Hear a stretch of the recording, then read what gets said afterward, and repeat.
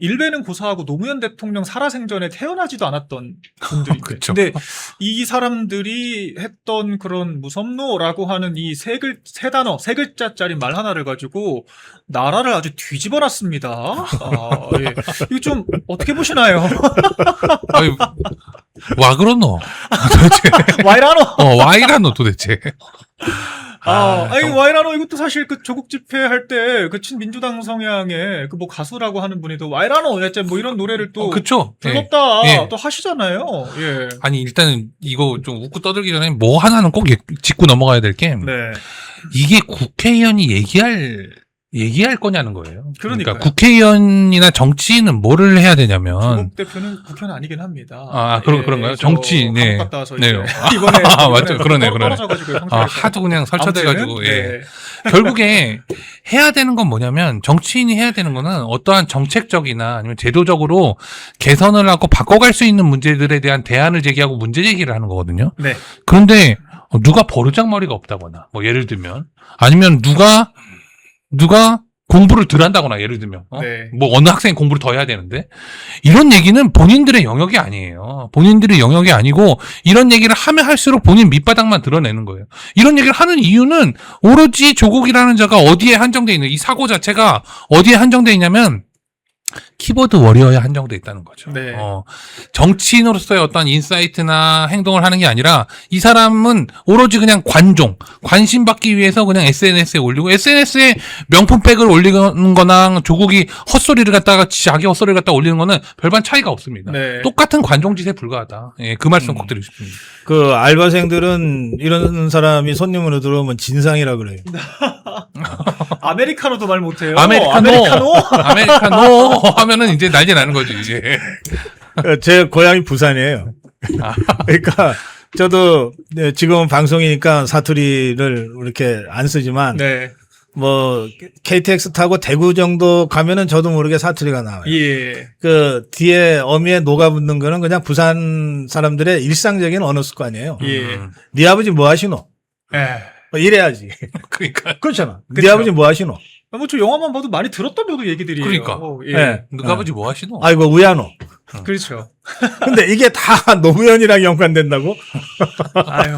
조국 미쳤노? 뭐 이런 거죠. 아니 그래서 아니 조국이도 저게 고향이 부산일 거예요. 부산이에요. 예. 그러니까 부산에서 고등학교까지 다녔으니까. 네. 그러니까 이게 참 황당한 거예요. 문제는 이런 거죠. 그러니까 뭐 이 사안은 워낙 이게 황당한 사안이니까, 그리고 시작을 조국이가 한 것도 아니에요. 뭐 좀 저 개념 없는 무슨 PD 하나가 뭐 이렇게 아하, 시비처럼 문제 제기를 해서 이걸 가지고 이게 이렇게 일파만파 오는 바람에 네. 사실은 리셋느? 리셋느라고. 네. 리셋느 원이 네. 예. 갑자기 진짜 스타 됐어요. 10대 여성. 여성의 그 스토리를 보니까 좀 울컥하더라고요. 뭐 정말 저 바닥에서부터 여기까지 오는데 정말 고생하면서 그걸 했더라고요. 네. 그리고 또 그 팀의 리더로서의 책임감도 있고, 하여튼 그런 거를 이제 잘 알려줬어요. 맞습니다. 그리고 이걸 통해서 이제는 10대들이죠. 10대들이 정말 이 종북주사파들에 대해서 인식을 정말 새롭게 하게 될 거예요. 아하. 맞습니다. 네?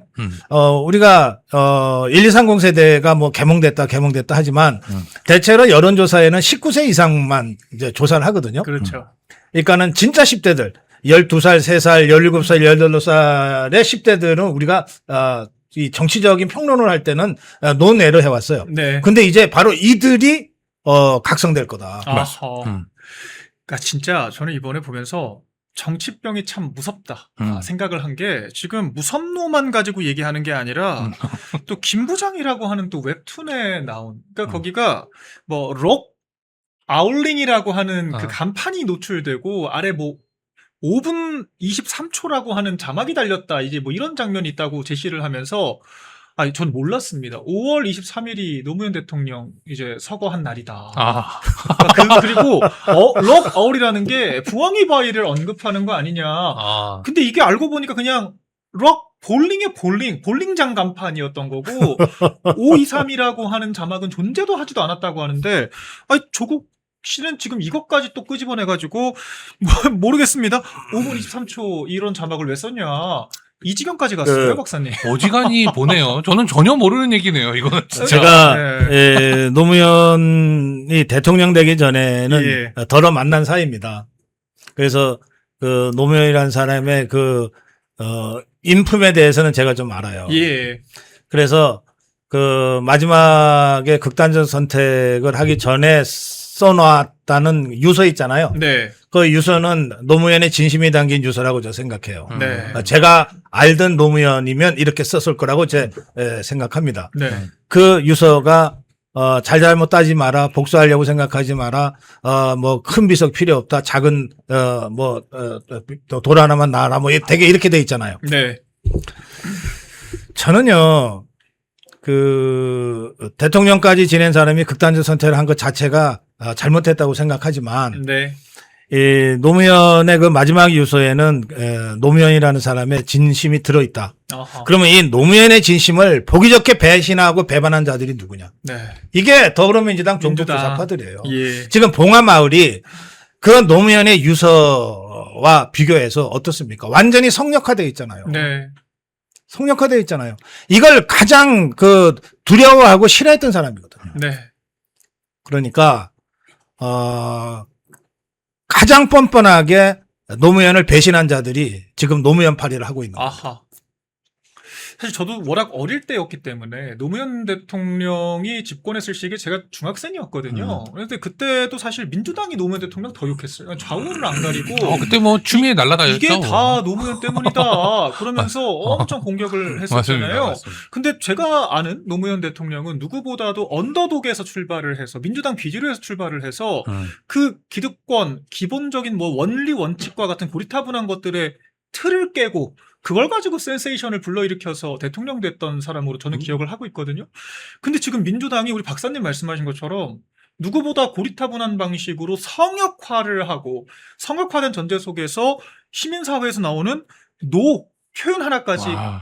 검열하려고 하는 거 아닌가 이런 생각이 들어요. 저는 박민영 대변인께서 더 잘 아실 거라고 생각합니다. 저보다 네. 이제 훨씬 더 젊으시기 때문에 이 젊은 어떠한 시각을 다 네. 대변하실 수 있다고 생각하는데 이런 거 보면 무슨 생각 드세요? 저는 더 엇나가고 더 난리 칩니다. 미치. 더 해요, 더. 제 제가 채팅창 보세요. 예. 다 노자로 다 도배가 되잖아. 노로 시작해서 노로 끝나요. 모든 문장이 지금. 얼마나 아름답습니까 지금 우리 채팅창에 지금. 네. 근데 이걸 뭐라고 할 겁니까? 그러니까 불법이라고 할 것도 이런 아니고. 이게 바로 자유민주주의의 아름다움이에요. 아니, 자유공화정. 네. 이게 해학과 풍자 아니겠습니까? 정치인들의 어디다 대고 옥자들에서. 하지 마라 해라야. 그럼 우리가 한다니까 그러면. 이게 하는 게 아름다운 거지. 어떻게 이걸 갖다가 못하게 하고 자기네들의 기준으로 이게 무슨 가치를 갖고 있고 막 그냥 스스로의 그냥 생각에 빠져가지고서는 망상에 빠져가지고서는 이런 말도 못하게 하는 이런 사람들이 바로 뭐라 그랬어요. 기존에 얘기했던 바로 그게 틀딱인 거예요. 머리가 썩은 틀딱이라고 이런 속된 사람들이. 말로, 네, 예. 속된 말로 그러는 거죠. 왜냐면 사고 자체가 경직돼가지고 자신들이 믿는 것을 갖다가 배반하면 안 되는 거야, 네. 그때. 근데 그걸 유연하게 받아들일 수 있고 토론할 수 있어야지만 그게 건강한 사회인데 이런 식으로 막 억제하고 하면은 저는 제가 만약에 지금 그 나이는 아니지만 10대, 20대, 30대라면은 정말로 이 사람들 다 개혁해야 되는 개혁 대상으로 그럼요. 보여질 것 같아요. 아니, 이 청산대상으로. 변호사는 맨날 10대처럼 사는 것 같은데. 저보다 아직- 더 젊으신 것 같아요. 아직 정신을 못 차렸나 보네. 오토바이 타고 다니잖아. 철딱선이 없노? 네. 아니, 실제로 사실 저도 굉장히 자유주의라고 하는 거에 대해서 고민을 많이 하는 입장에서 우리가 자유주의가 전 두 가지라고 생각을 하거든요. 원리 자체가 첫 번째 우리 자정을 믿기 때문에 자유를 보장을 하는 거지 않습니까? 우리가 때로는 이 사람의 생각이 뭐 틀릴 수도 있어요. 우리가 생각이 다를 수도 있죠. 토론하고 우리가 생각을 바로잡고 정반합의 과정에서 더 좋은 그렇죠. 결론을 도출하기 위해서 우리가 표현이라고 하는 것이 모든 자유민주주의의 근간을 이루는 거 맞습니다. 아니겠습니까? 자정을 믿기 때문에 우리가 국민들을 믿기 때문에 자유민주주의를 할 수가 있는 것이고 둘째로 규제한다고 규제가 되지 않잖아요. 맞습니다. 오히려 더 음지로 내려간단 말이에요. 이를테면은 무슨 뭐 야동도 못 보게 다크웹으로 다 막아놨더니만 지금 정작 그 외국 플랫폼 X 같은 데서 지금 오만 이 문제 상황이 벌어지는 거는 손도 못 대고 있잖아요. 더 음지화되고 일간 베스트 폐쇄한다고 하면은 그러면 그와 같은 커뮤니티 그런 생각을 하는 사람들이 소멸됩니까? 아니죠. 아니 더 더 주도권의 그렇죠. 손이 닿지 않는 그렇죠. 곳에 가서 활동을 하게 된다는. 그러니까 이 약간 민주당이 가지고 있는 사고방식 자체가 자유민주주의를 살아갈 자격이 있는 사람들인가? 아, 근데 저는 생각이 듭니다. 이 예. 종북주사파들이 그런 생각을 할 만하다고 봐요. 왜냐하면 저것들이 보고 배우는 게 북한하고 중공이잖아. 북한화를 우리 박사님 설명처럼 아니, 지향한다. 그렇죠. 이거 종북주사파야. 종북이 그 북한이잖아. 아하. 종북 종중 세력이라고 그러잖아. 그러니까요. 아. 그러니까 북한을 따르고 중공을 따르는 거 아닙니까? 그 실제로 중공이 그 14만 중국 인민들을 실제로 통제하잖아요. 그렇죠. SNS 못하게 하잖아요. 네. 네, 북한은 뭐 더 말할 것도 없고. 그러니까 지것들도 여기서 하면 할 수 있다고 생각하고 밀어붙이는 거예요. 아하. 아니, 자유주의를 못 겪어본 북한도 근데 다 몰래 한류 드라마 보고 그러니까. K-팝 듣고 다 하는데. 아니 김정은도 못 막는 예. 걸 어떻게 막으시려 그러나 다들. 그러니까요. 심지어 이렇게 뭐 자유민주주의가 하노? 정착되어 있는 네. 10대들은 더 그렇다는 거죠. 아니, 왜 나 말도 못하게 해? 사실 이거거든요. 그 네. 하나 우리의 그 도량을 한번 보여주는 얘기를 말씀드리면 네. 이 뭐 배제고 어쩌고 막 이렇게 난리칠 때 그 전에 사실 중앙고등학교 야구할 때 내란고라고 그렇게 욕들을 했어요. 네. 막 그 욕이라기보다는 뭐 응원처럼 했겠죠. 자기네 팀 입장에서는. 네. 자, 그걸 가지고 우파에서 문제 삼지 않습니다. 왜? 그게 어느 수준으로 하는 얘기라는 걸 알잖아요. 그리고 그런 식의 얘기가 그냥 스포츠에서 그냥 장난처럼 오가는 걸 가지고, 이걸 갖다가 뭐 어떠한 기존의 정치권이나 아니면 제도권에서 형벌을 가해가지고 이걸 막아야 된다라는 그런 정도의 깜냥으로 자유민주주의를 대하지 않습니다. 그렇죠. 그런데 정반대의 상황으로 이 독재에 익숙한 이 민주당 세력들은 이렇게 성역이 분명히 있다라는 얘기도 서슴지 않게 하고 있는 거죠. 근데 그 광주일고 감독인가가 그 부분 관련해서는 메롱이라고 했는데 내란이라고 잘못 들렸다. 그 애들끼리 메롱할 수 있잖아. 그렇죠. 그러니까 사실은 그것도 애들이니까. 또 상대편 입장에서 들으면 놀리는 거니까 화는 나겠지만 네. 메롱인데 한꺼번에 여러 사람이 얘기하다 보니까 내란처럼 들렸을지도 모르겠다. 네. 뭐 그런 식으로 해명을 한번 했는데. 고등학생이 메롱이라는 응원을 하지 않습니다. 그 감독님 뭐 잘 모르시나 본데. 예. 네. 하여튼 그런 해명이 있었다는 거는 예. 팩트 체크 차원에서. 예. 네. 저희 슈퍼챗 잠깐 소개해드릴게요. 우리 ISJ님, 민주당은 당명을 부메당으로 바꿔라. 국민이 용서하지 않을 것이다. 해주셨고요. 우리 예삐 거북이님, 갈수록 좌파들은 말 한마디 가지고 와이라노, 뭐라카노, 웃자노. 이런 말 자주 씁니다. 이젠 숨 쉬는 것도 허락받아야 되나요? 아니, 그 리슨느 문제 제기했다는 그 PD, 과거 영상들 쭉 그 기사가 또 나왔어요. 스포츠 뉴스 나왔는데, 자기도 뭐 자막에 그 노 하는 그 경상도 사투리 다 인용해가지고 썼다더라고요. 참 자기도 다 자막에다 썼으면서 왜 이것만 이렇게 시비를 걸었냐. 이런 비판이 또 나와요. 그러니까 이런 지경이 되면 누구를 욕해야 되겠어요? 조국을 욕해야 되는 거 아니에요? 당연히. 그렇죠. 이거 왜 정치화를 합니까? 이런 헛소리를 하는 조국을 욕해야 되는데 그 말을 못 하니까 결국엔 그냥 조국 따라가지고 같이 욕하는 거예요. 말도 안 되는 얘기를 하는 거죠. 네. 그리고 마지막으로 진짜로 마지막 이 얘기를 계속하는 것도 웃기지만 아니 노무현의 노를 얘기하는 게 왜 도대체 모욕이 됩니까? 난 아하. 이해를 못 하겠습니다. 네. 예. 예. 미쳤노. 뭐 이런 거죠. 예. 그만하겠습니다. 제가 멸콩 고품격에 나와가지고 이래 자꾸. 예. 고품격 대단. 그- 그래도 검문소입니다. 맞아. 예. 제가 고문되게 생겼네. 독재 정권이 이 공포에 동원하를 해서 대중들을 통제하거든요. 네. 그건 어느 나라나 마찬가지예요. 그 동서고금 독재를 강하게 휘두를수록 공포에 동원하를 하는데 그 독재가 어떻게 무너지냐 하면은 조롱거리가 돼서 무너집니다. 음흠. 이게 물론 뭐 강력한 투쟁으로 무너지는 경우도 있어요. 그런데 그 독재 정권의 붕괴의 출발점에 뭐가 있는가 하면 조롱거리로 전락하는 대목이 늘 나옵니다. 저는 지금이 그런 때라고 생각해요. 맞습니다. 이게 뭐 배제고 사태나 또는 무슨 와이라노 사태나 이걸 보면 이거 진짜 애들이 우습다 하고 놀릴 거리잖아요. 맞습니다. 그러니까 어린애들이 놀리기 시작하면 그 정권은 끝난 거예요. 네. 저는 이미 그런 사태까지 접어들었다고 생각해요. 민주당에 대해서 젊은 진짜 우리 어린 자라나는 청소년들이 저게 당이야. 그럼요. 저게 네. 지금 저런 사람들이 정치한단 말이야.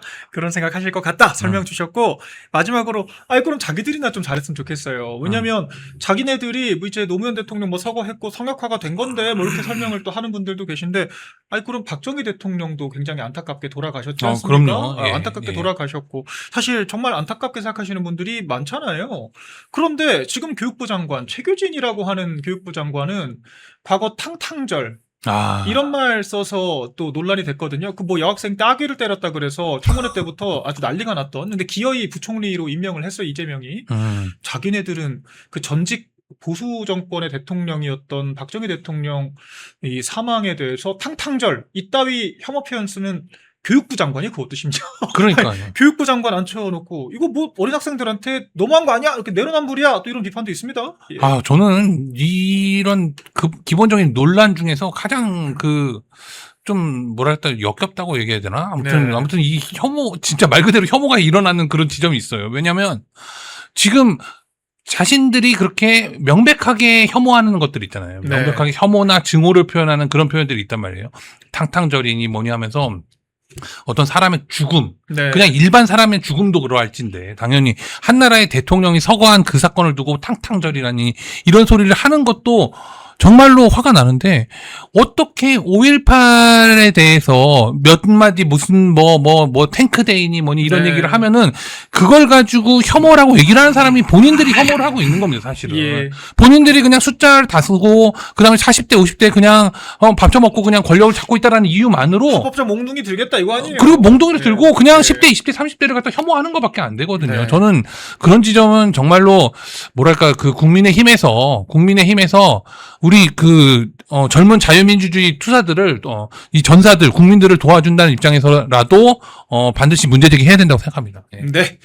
그래서 우리가 이 민주당의 입틀막 정말 전방위적으로 입틀막하고 일배 극우몰이 하면서 오히려 스스로 고립을 자처하고 있는 이런 민주당의 상황에 대해서 한번 제대로 짚어봤고요. 이제 저희 또 여의도 검문소에서 빼놓지 못할 얘기들이 있죠. 국민의힘 상황 얘기를 해볼 텐데요. 저희가 오늘 조경태 의원을 비롯한 해당 행위자들에 대해서 지금 현재 실시간으로 윤리위의 회의가 이루어지고 있습니다. 이에 대한 이야기를 포함해서요. 저희가 짧게만 기사화가 됐기 때문에 장동혁 대표 장례식에서 있었던 사건들도 다뤄보려고 합니다. 짧게 광고 한 편 마지막으로 보고 이야기 나눠보겠습니다. 네, 멸콩TV에서 신제품 환신 나이가라 2+1 특별 할인을 진행 중입니다. 50년 전통의 신화제약에서 회사의 명예를 걸고 자신있게 만들었습니다. 면역력 강화, 혈액순환 개선, 피로 개선, 기억력 개선, 항산화에 도움을 주는 식약처 인정 건강기능식품입니다. 특히 밤에 주무시다가 화장실 문제로 불편을 겪는 분들에게 추천드립니다. 멸콩TV와 함께하는 환신 나이가라, 많은 문의와 사랑을 부탁드립니다. 사실 장동혁 대표뿐만 아니라 엄밀히 따지면 일반인의 상이거든요. 왜냐하면 장동혁 대표의 따님 부부의 일이기 때문에 엄밀히 따지면 굉장히 조용히 사실 지나가고 싶었던 일이었는데 기사화가 되고 말았습니다. 네. 기사화가 일단은 조선일보에서 저는 참 좀 충격을 개인적으로 좀 받았어요. 여의도 비하인드라고 하는 가십성 제목을 달아놓고 한동훈 씨가 장례식장에 들렀다 가서 술 한 잔을 따라주고 20분 동안 대화를 나눴다. 이런 식으로 마치 한동훈이 대인배적으로 앙숙의 장례식까지 찾아갔다라고 하는 식의 누가 봐도 띄워주기식의 기사를 기어이 내보냈더라고요. 박사님 좀 어떻게 이 상황 보십니까? 우선 좀 어려움을 당한 우리 장동혁 대표 가족들한테 좀 위로의 말씀을 드리고요. 부모보다 자식이 먼저 가게 되면 그 자식을 땅에 묻는 게 아니라 가슴에 묻는다고 하잖아요. 예. 근데 이제 장동혁 대표는 이제 할아버지죠. 아마 굉장히 마음이 아팠을 거예요. 네. 근데 그래서 여러 가지 이유로 원래는 장례식도 이제 안 하려고 하다가 주위에 알리지 않는 걸로 하고 이렇게 정말 가족장으로 이렇게 하려고 했던 건데 이제 대표 일정이라고 하는 건 늘 그날 고지가 되잖아요. 그렇죠. 또 최고위원회에 안 나오면 왜 안 나왔냐고 어쨌든 기자들이 물어보면 설명을 해야 되잖아요. 거짓말로 할 수는 없잖아요. 알려지게 되죠. 어떤 식으로. 네, 그래서 결과적으로는 알려지게 됐고, 그러니까 이제 정치인들이 당장 국민의힘 의원들 입장에서는 당대표가 가족이 어려운 일을 당했으니까 이제 문상을 하고 이렇게 하는 건데 너무나 당연스러운데 그 경우에도 대체로 가도 되겠느냐고 물어보죠. 그럼요. 이게 이를테면은 이제 정말 부모님이 오래 장수하시고 편안하게 가셨다. 이런 뭐 호상이라고 할 때는 뭐 굳이 그런 사전 양해 없이도 가서 또 그렇게 되면 그 호상을이라고 불리는 장례식장은 좀 시끌벅적하잖아요. 그렇죠. 웃고 떠들고 뭐 네. 옛날에 시골 같으면 고스톱판도 벌어지고 막 그러잖아요. 막 격식을 차리지 예, 않죠. 예, 그런 거하고 전혀 다르잖아요, 이게. 참척상이라고 전혀 그럴 수 다르잖아요. 없습니다. 예. 그러면 뭐 비록 국회의원이라 하더라도 저 조문을 가고 싶은데 가도 되겠느냐, 언제쯤이 좋겠느냐, 다 사전에 가족들한테 물어봐요. 네.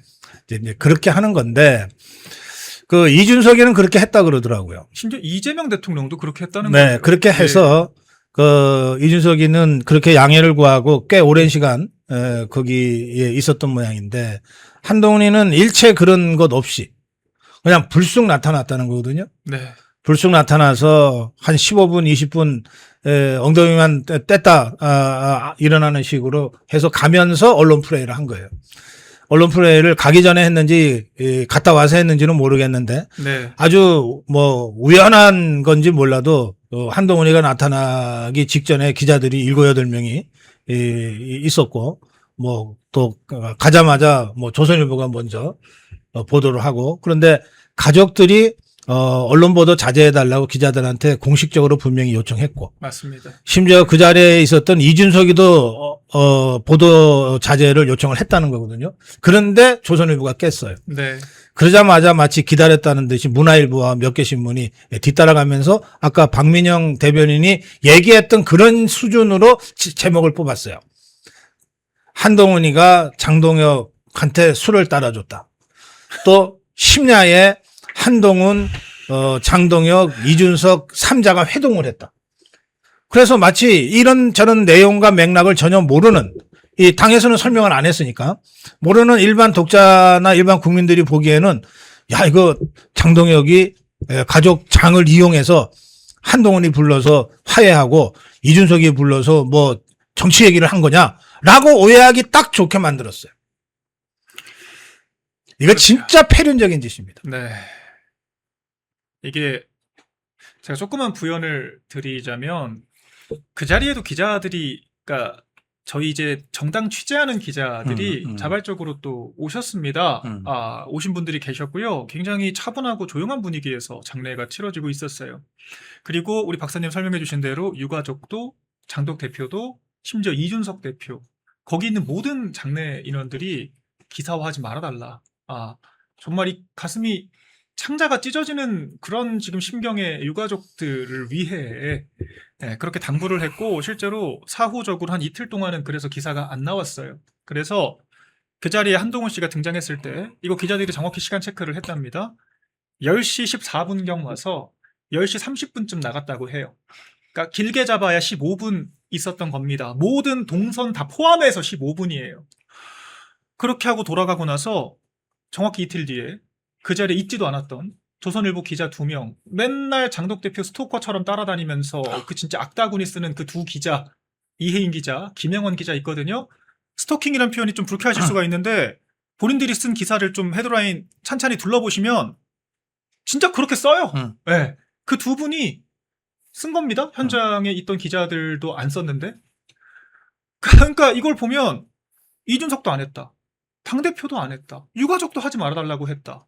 근데 한동훈 전지적 한동훈 시점으로 그 기사가 나왔다라고 하면 우리가 누구를 의심해야 될까요? 당연히. 그러니까 네. 서초도 편집국장이라고 불리던 한동훈 씨 아닙니까? 근데 거기에 대해서요. 저는 더 화가 나는 것이 그 장소에 있었던 모든 사람들이 격분했어요. 하지만 유가족들을 봐서 참았거든요. 가라. 빨리 이따 가라. 그랬습니다. 그리고 아무도 한동훈 씨 왔다 가는 거를 먼저 거론하거나 얘기한 사람이 없어요. 저도 그냥 방송에서 시청자분들이 어떻게 알아서 물어보시니까 그냥 왔다 15분 만에 갔다. 좀 분위기 좋진 않았다. 이 정도 얘기만 했습니다. 그랬는데 기사가 나고 나니까 우리 입장에서는 진짜 이거 이렇게 패륜적일 수가 있나? 이게 이런 생각이 드는 것이고 근데 또 그렇게 해서 비판을 받으니까요. 즉 한종호 개파들이 적반하장 조문 간 사람을 욕한다고. 정말 싫습니다. 예. 저희가 언제 조문 그 자체를 얘기를 했습니까? 하다못해 이준석 대표도 허락을 받고 왔고요. 이재명도 물어보고 안 왔으면 좋겠다라고 하니까 조화만 보냈습니다. 이준석, 이재명부터 못한 그런 행동을 한동훈 씨 한 것 자체로 지탄의 대상인데 그걸 기사까지 내서 대인배다? 그 팬클럽들이 열심히 와가지고 한동훈 대인배다 그런 댓글을 달더라고요. 자기 제명시킨 당대표 손녀상 찾아가가지고. 김종혁 씨는요, 아무도 입에 담지도 감히 못하는 그 어린아이가 죽은 이유에 대해서 자기 페이스북에 진짜 너저분하게 이야기를 해놔요. 4개월짜리 여아가 어떻게 해서 죽었다는 표현을 씁니다. 진짜 저는 주말 동안 너무 충격을 받아서, 야, 폐륜 집단인 건 알았지만 이럴 수가 있나? 저뿐만 아니라 진짜 대다수 사람들이 그럼에도 불구하고 유가족들을 위해서 말을 아끼고 있지만 정말 격분하고 있거든요. 변호사님 혹시 좀 어떻게 보셨습니까? 이런 상황? 저는 저는 이 자세한 사정까지는 지금 박민영 대변인한테 처음 듣는데 정말로 화가 나네요. 저는 사실 뭐 언론을 제가 뭐 직접 접촉하고 이런 일이 없다가 이제 김용현 장관님 이제 변호인단의 공보를 맡으면서 이 기자들을 많이 접촉을 했는데 이번 사태는 정말 한결에도 안 하는 짓입니다. 그러니까 쉽게 아니할 말로 한결에도 안 하고 그냥 찌라시나 다를 바 없는 오마이도 안 하는 짓거리입니다. 이거는 조선일보라는 작자들은 이거 정말 인간이 아닌 거죠. 이게 뭐 누구 말 맞다나 한동훈이 사이코패스 같은 짓을 하면 그 추종하고 있는 조선일보도 똑같은 짓을 하는 사이코패스들입니다. 이거는. 예? 만약에 장동혁 대표가 이런 분석을 하는 것도 정말 참담합니다만, 장동혁 대표 입장에서는 어떻게 보면 동정심이나 이런 걸 받을 수 있는 그런 계기일 수 있어요. 장동혁 대표. 그런데 그럼에도 불구하고 얼마나 슬픔이 크면 그런 것들 절대 얘기하지 말고 가족들의 의사를 전하고 있는데, 그걸 깨고서는 그 알량한 가발 뒤집어 쓰고 다니는 그 인간 그거 띄워보겠다고 이렇게 하는 사람들은 정말 인간의 탈을 쓰고 이럴 수가 있는 건지. 그리고 바로 이런 것들이 바로 손해배상의 대상입니다. 이런 사람들한테 법적 책임 물어야지 안 하지, 이런 자들이 계속 날뛰는 것은 처벌을 안 받기 때문이에요. 이런 사람은 반드시 그 책임을 물어야 됩니다. 뭐 장동혁 대표님 입장이나 아니면 그 가족분들 입장에서 이런 것들을 또다시 들추는 것이 상처일 수 있겠습니다만 정말 국민들을 위해서라도 정말 책임을 물어야 된다. 네, 그렇게 생각합니다. 근데 한동훈 씨가 진짜 언플로 흥한 자, 언플로 망한다, 이 말이 전 딱 맞는 것 같은 것이요. 역풍을 제대로 맞았습니다. 보니까요. 왜냐면 누가 봐도 한동훈이 저질렀다고밖에 이해할 수가 없는 상황이고. 맞습니다. 이 조선일보 기사요, 제가 진짜 얼마나 정말 제가 역겨워서 토가 나온다고 했습니다. 오죽하면 당직자인데. 왜 그러냐면요, 15분 있다 갔어요. 술 한잔 따라주고요, 한마디도 안 했습니다. 장독 대표와 한마디도 안 했고 정말 술만 따라주고 어쨌거나 와줘서 감사하다, 그냥 그러고 간 거예요. 진짜 감정을 눌러담고. 조선일보가 어떻게 묘사를 했냐, 이준석 대표가 먼저 와 있고 한동훈이 그 옆에 앉았고 장동혁 대표도 그 옆에 있었다, 이런 식으로 묘사를 해요. 마치 이준석, 한동훈이 있는 자리에 장독 대표가 나중에 와서 앉은 것처럼 묘사를 해요. 그렇게 장난질을 치더라고요. 그리고 20분 동안 대화를 나눴다. 대체 조선일보 기자들은 그 20분이란 시간은 어떤 근거를 가지고 어떻게 특정을 했습니까? 누구에게 뭘 듣고 그렇게 특정을 했죠? 그러니까 이 총체적으로 이 소설을 써놓은 거예요. 한동훈을 주인공으로 만들기 위한. 이거를 보고 저도 피가 거꾸로 솟는데, 저 자식 안 낳아봤거든요.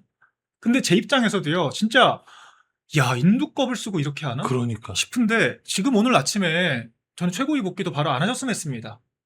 얼마나 가슴이 미어지겠어요. 바로 복귀를 하셔서 그 얘기를 또 안 하시고 정국에 대한 이야기를 또 하셨잖아요. 저는 사실 그 감정이 상상이 안 되고요. 한동훈은 이런 인간이다.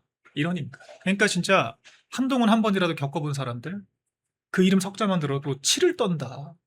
그런 게 이런 데서 저는 나오는 게 아닌가 싶고요. 지금 여전히 여러 매체들은 아침에 오히려 우리 대변인단들을 또 공격을 하더라고요. 저희가 한동훈 조문 온 거 가지고 뭐라 했다고. 누가 조문 온 거 가지고 뭐라 했습니까? 조문 오는 애티튜드가 잘못됐다라고 하는 거. 근데 우리가 그마저도 얘기 안 했어요. 기사 나오기 전까지 안 했잖아요. 하여튼 이 비하인드를 아는 사람들은요, 정말 지금 감정의 주체가 안 되는 그런 사안이다. 제가 좀 말씀 길게 드렸는데요. 네. 이 시점에서 비난받아야 되는 거는 조문 자체도 그리고 또 슬픈 일 자체도 정치적으로 이용하고자 하는 그자들이 욕을 먹어야 되는 거지. 그러니까요. 그걸 비판하고 있는데 지금 엄한 소리 무슨 조문 자체를 갖다 성역화해가지고 그 자체가 무슨 공격받으면 안 된다라는 식의 프레임을 씌우는 것이야말로 좌파들 그 역겨운 짓이다. 저는 그렇게 생각합니다. 우리 박사님 좀 약간 생각에 잠겨 계신 것 같은데. 네. 솔직히 참 유구무원입니다. 상황이 그죠? 예, 사실은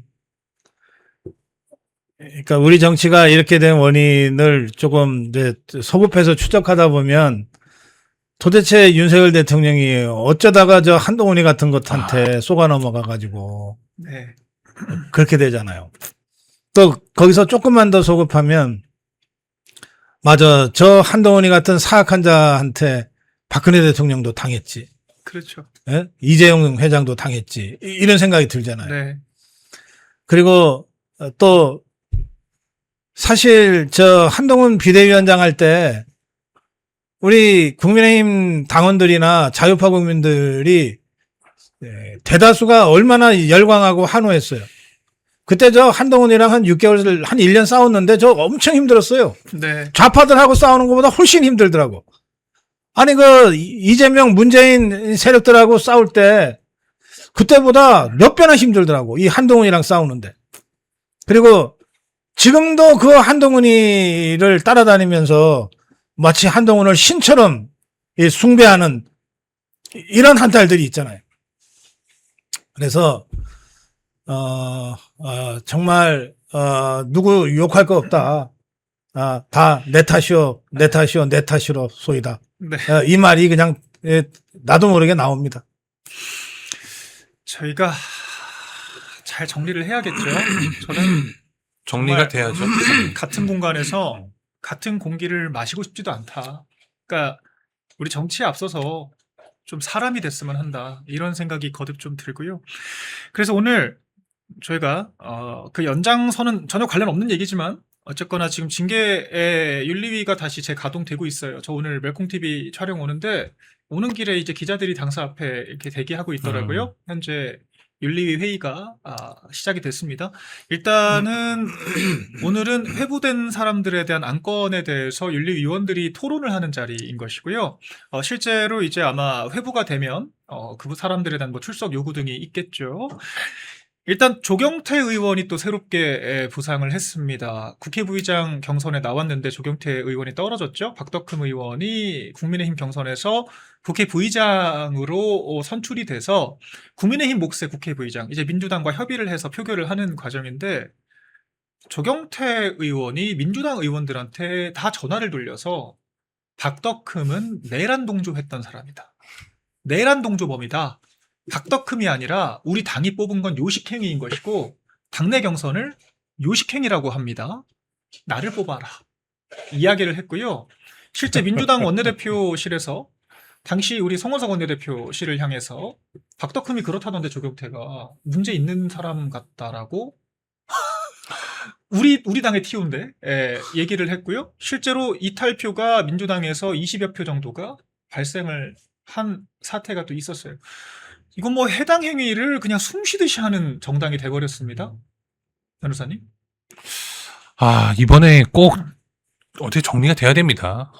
이제 법원에서도 중요시하는 게 이제 당내 규율이라는 부분이 있거든요. 왜냐하면 당내 규율이라는 게 마치 이제 그 해당 행위자들 입장에서는 써먹기에는 이제 당내 민주주의를 해치는 거다. 뭐 어쩌고 뭐 하면서 뭐 이런 얘기들 하는데 당내 규율이라는 건 뭘 의미하냐면 정당 민주주의가 기능하게 하는 기틀이 되는 거예요. 그러니까 당에서 어떠한 방향이나 어떠한 정당이 결국에는 같은 뜻을 하는 사람들의 정치적인 집단인데 이 어떠한 같은 뜻이라거나 이걸 갖다가 하나로 세울 수 없다면 정당이 의미가 없잖아요. 네.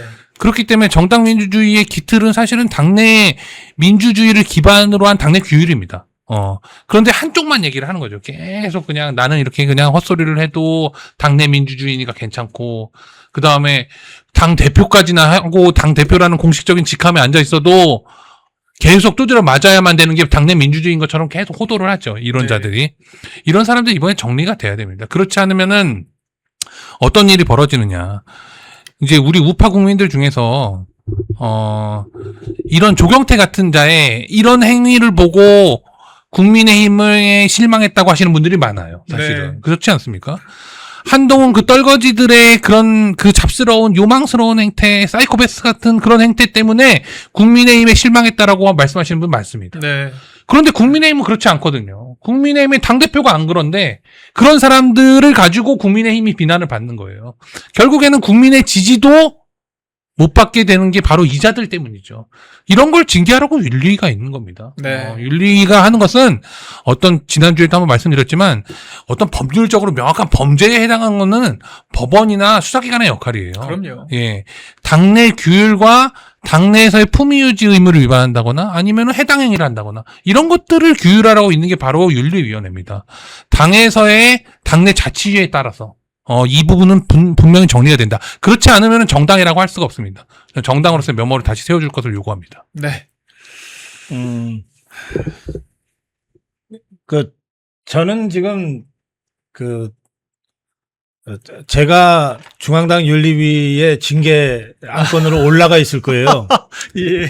배현진이가 저를 탈당 권유 중징계를 내려놓은 것을 제가 이의 신청을 해서 중앙당 윤리위에 지금 올라가 있거든요. 네. 그래서 윤리위 심의 대상인 셈이니까 심의 대상인 제가 개별 사안에 대해서 이래라 저래라 하는 것은 좀 적절치 않은 것 같아서 네. 제가 그 말씀을 줄이겠고요. 예.